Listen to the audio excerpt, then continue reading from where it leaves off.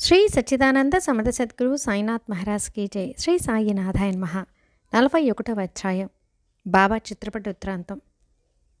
ఈ అధ్యాయంలో చిత్రపటం యొక్క వృత్తాంతం చర్చిద్దాం. ఒకనాడు ఆలీ మహమ్మద్ బొంబాయి వీధుల్లో సాయిబాబా ఫోటోను కొని ఇంట్లో వేలాడదీశాడు. నిత్యం పూజించేవాడు. దాన్ని హేమాడపంతకి ఇవ్వాలనుకున్నాడు, కానీ కాలి మీద పుండుకు శస్త్రచికిత్స జరిగి బొంబాయిలో ఉన్న తన బావమడిదైన నూర్ మహమ్మద్ రెహమాన్ ఇంట్లో ఉండిపోయాడు.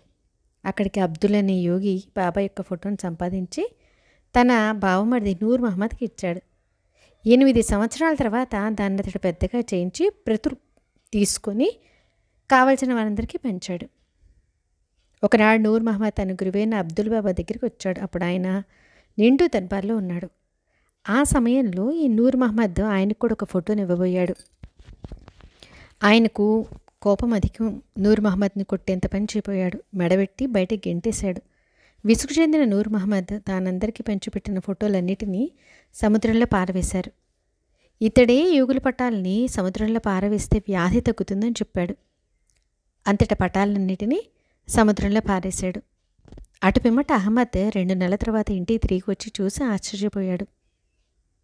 బాబా పటం మామూలుగా గోడకు వేళ్లాడుతూ కనిపించింది. వెంటనే తన బావమడిది నూర్ మహమ్మద్ చూస్తే పారవేస్తాడేమో అని అనుకుని బీరువాలో దాచిపెట్టాడు. దాన్ని ఎట్లా భర్తపరచాలి, ఎవరికిస్తే ఆ బాబా పటం సురక్షితంగా ఉంటుంది అని తీవ్రంగా ఆలోచించి చివరికి హేమాడపంత్కి ఇచ్చాడు. ఈ విధంగా ఆ పటం హేమాడపంత్కి చేరింది. బీవీ దేవ్ మరాఠీలో వ్రాయబడిన జ్ఞానేశ్వరి భగవద్గీతను పారాయణం చేయాలనుకున్నాడు. కానీ అప్పటికప్పుడు ఏవో అవాంతరాలు రాసాగాయి. ఇంకా లాభం లేదు. బాబానే నాకు పారాయణ యోగాన్ని ప్రసాదించగలరు అనుకుని షిరిడీకి వెళ్ళాడు. బీవీ దేవ్ బాబాగారికి పాదాభివందనం చేసి దక్షిణ సమర్పించాడు.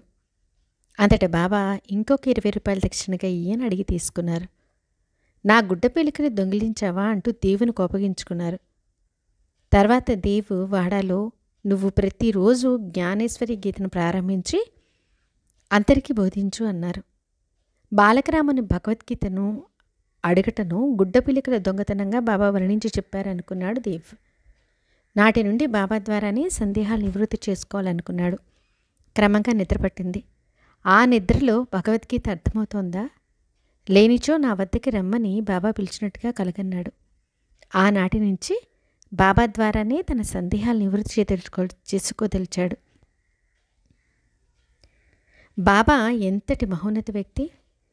తిట్టినను, కొట్టినను, పెట్టినను, ప్రేమించినను బాబాకు ఆయనకు ఆయనే సాటి.